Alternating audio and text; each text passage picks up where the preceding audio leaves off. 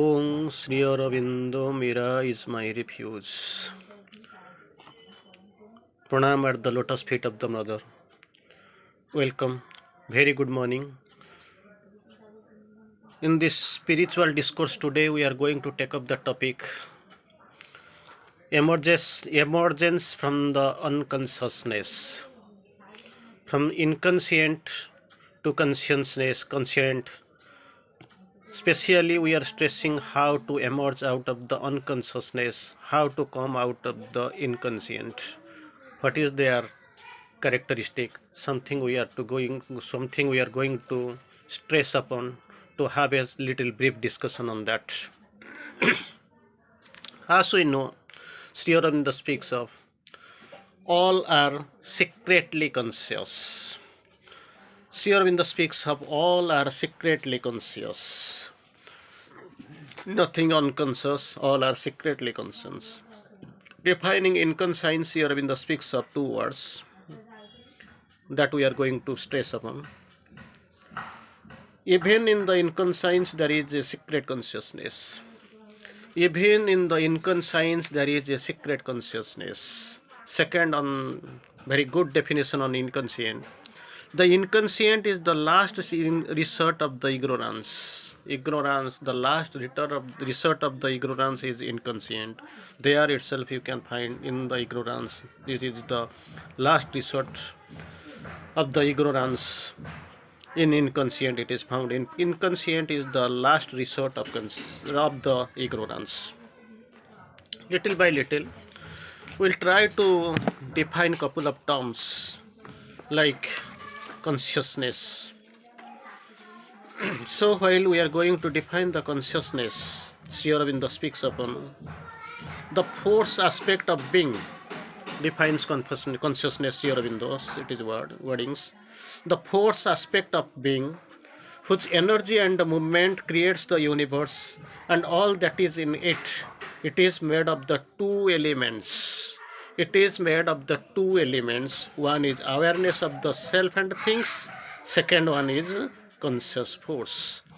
So, while describing the consciousness, Sri Aurobindo, I will try to read it out again. The force aspect of the being is consciousness, whose energy and movement creates the universe. Universe is created out of the movement and energy of the conscious force. It is made up of two elements. One is awareness of self and things. Second is the conscious force. Then we'll move little forward to know what is inconscient then. Already we have known inconscient, where only darkness and all. Sri Aurobindo writes it here again. The most involved state of superconscience.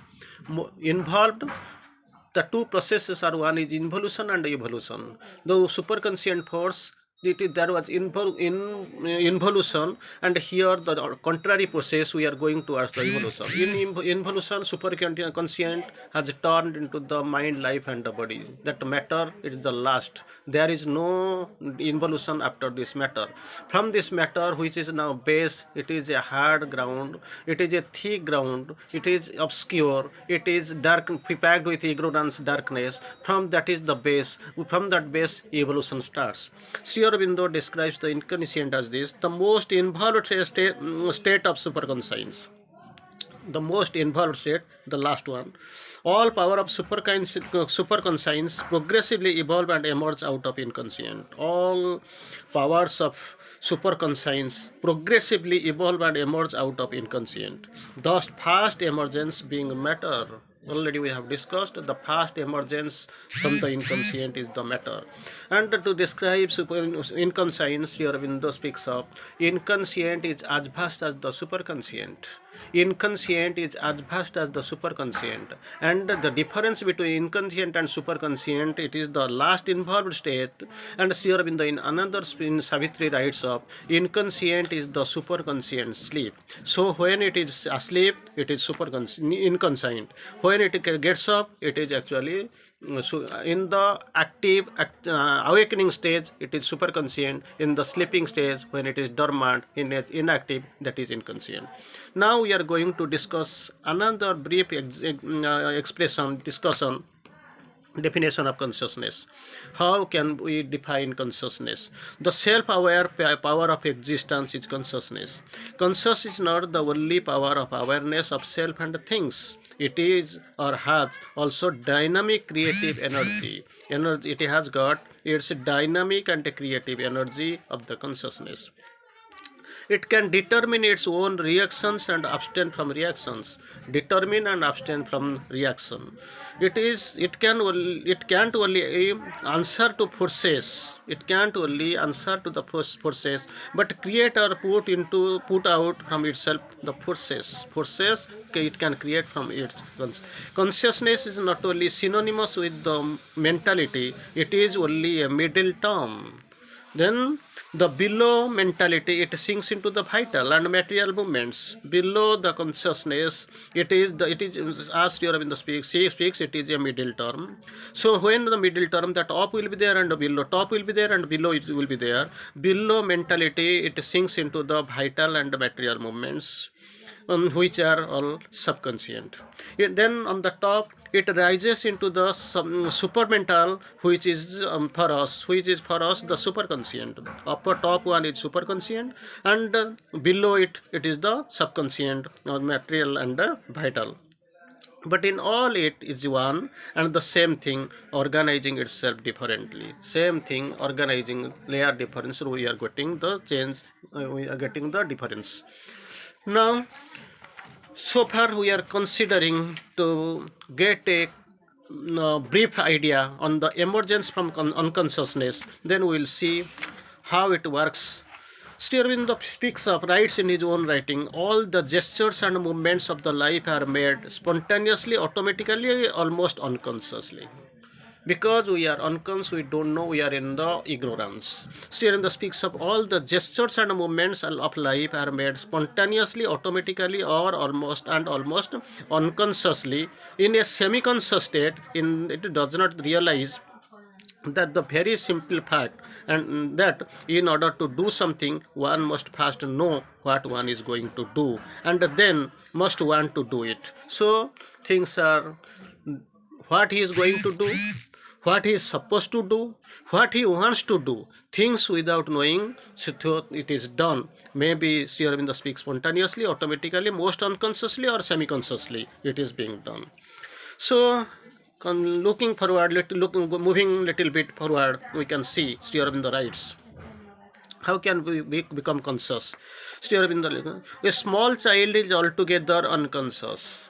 A small child is altogether unconscious, and only gradually or very gradually does he begin to grow aware of the things. But unless they are special care, people live almost in their whole life without even knowing why do they do it, and they are not aware of it. Like the children emerges from the small childhood, from the ignorance, from the unconscious state, then he grows. Like many people are there, they don't know why they are living. Ignorant like men know not why they live. Ignorant like men, born blind, know not the light. Like this, without knowing, without having the knowledge, they grow it. How they get the touch, here in the right source. And when a faint impression we see, when you get burnt, you realize that something is wrong. When your finger is getting burnt, you feel something is wrong. When you fall and hurt yourself, you realize that something is wrong. It is wrong. I have fallen, so I forgot. I fell down and got hurt. It begins to make you reflect that you must pay attention to that, and will never fall again, not to burn itself again, to cut itself again. So these are, it dawns on you gradually with external experience, external contacts, but otherwise one is a half conscious mass and moves without the knowing why they do. So with this experience of burning, getting caught, getting falling down, so then he gathers experience, he gains consciousness from half conscious, unconsciousness to half conscious, semi-conscious, then fully conscious he grows. This is very small beginning of the emergence from primary state of unconsciousness. From there he grows. Aurobindo speaks of three words. When we have passed beyond enjoyings, then we shall have bliss. When we have passed beyond the enjoyings, we shall have bliss. But we feel within these enjoyings we have bliss. That is not a bliss we have not known, because we are only inside the desire, and which this desire which was the helper, now this desire is the bar. Second one, Sri Aurobindo speaks of when we have passed beyond the individualizing. Initially, Sri Aurobindo wrote, when we have passed beyond the when we have passed beyond the enjoyings, then we shall have bliss. Desire was the helper, desire is the bar. In second condition, when we have passed beyond the individualizing, that individualizing power we have passed, then we shall have the real persons. Ego was the helper then, now ego is the bar. When we have passed beyond individualizing, then we shall have the real person. Ego was the helper, ego is the bar. Third, when we have passed beyond humanity, then we shall be man. Then animality, animal was the helper, now animal is the bar. This is the thing we express. Sri Aurobindo has written these things, three things, in Thoughts and Glimpses, volume 16, page number 377. So, for everyone except for those who are born free, and though they are obviously very rare, born free, everyone in the state, for everyone, this state of region of effort, desire, individualization, and solid physical balance in accordance with their ordinary mode of living is indispensable to begin with, until the time one becomes conscious being. Until one becomes the conscious being, when one must give up all these beings in order to become a spiritual being. So, to become a spiritual being, emerging from unconsciousness, they are coming out from the matter. Matter is the form from past emergence. When we are proceeding, so naturally we have to go to that spiritual being. Then from spiritual, if we are not conscious, it is a dream. Sri Aurobindo speaks of sorrow, desire, suffering, ambition, and every other similar reactions in the feelings and sensations all have contributed to make the consciousness emerge from the inconscience and to awaken this consciousness to the wheel of progress. Very interesting. Sorrow, desire, suffering, ambition, and very other similar reaction in the feelings and sensations have all contributed to make conscious emerges from inconscience and to awake the consciousness into the will for progress. Very interesting, very super observation as observed by Sri Aurobindo. Let us quote few lines from Savitri on this aspect. Sri Aurobindo writes here, the inconscient could not read without man's mind. The inconscient could not read without man's mind. The mystery of the world its sleep has made inconscient. Inconscient could not read without man's mind. Mind is instrumental there. The mystery of the world its deep sleep has made. Man is a key to unlock a conscious door. So man is the key, he is the key, he has to come forward and he has to open the conscious door. But still it holds him dangled in its grasp. It draws its giant circle round its thoughts. It serves his heart to the supernal light.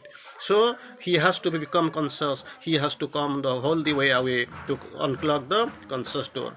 In another few lines, couple of lines, Sri Aurobindo has written, my will, my call is there in men and things. My will, my call are there in men and things, but the inconscient lies at the world's grey back. Inconscient lies at the world's grey back, and draws to its breast of night and death and sleep. It's the breast of the inconscient is night and death and sleep. It pulls and pulls. Imprisoned in its dark and dumb abyss, a little consciousness it lets us escape, but jealous of the growing light holds back, close to the obscure edges of escape, as if, very soon, beautiful comparison, a fond ignorant mother kept her child tied to her apron of stings of nescience. Thank you.